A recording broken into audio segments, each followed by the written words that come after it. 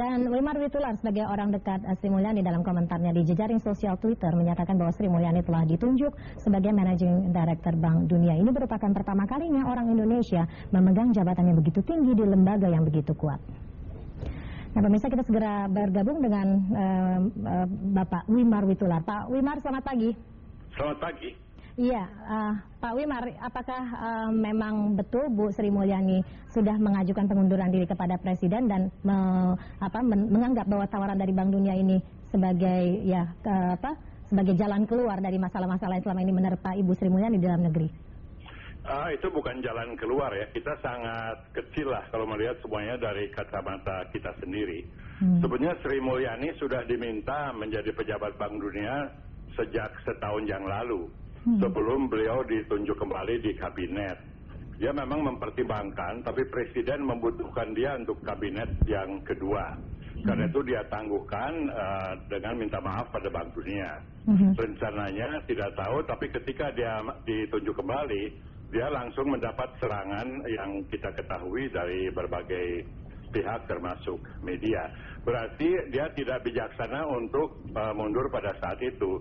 Dia lalui saja seluruh proses politik pansus dan termasuk proses hukum, dan sekarang KPK sudah menyatakan dia tidak bersalah, dan yang menyatakan dia bersalah sebetulnya hanya media dan anggota pansus.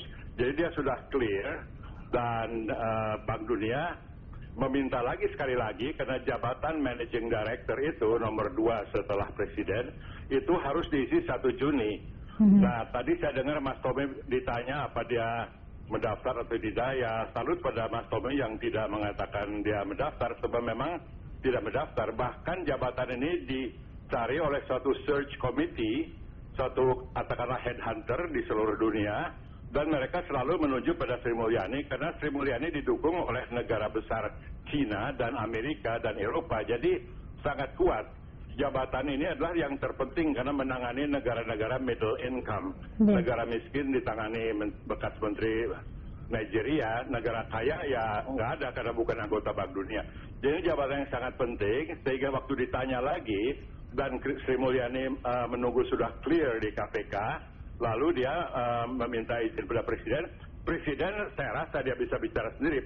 Pasti kita sangat senang, gembira ada orang Indonesia dapat prestasi seperti orang Indonesia mendapat emas Olimpiade. Kalau ada yang memberikan nada minor ya itu saya nggak tahu. Saya baik, Pak Wimar, tapi ini kan tetap menunggu dari Presiden ya, izin dari Presiden. Apakah permintaan mundur dari Sri Mulyani ini dipenuhi atau tidak oleh Presiden?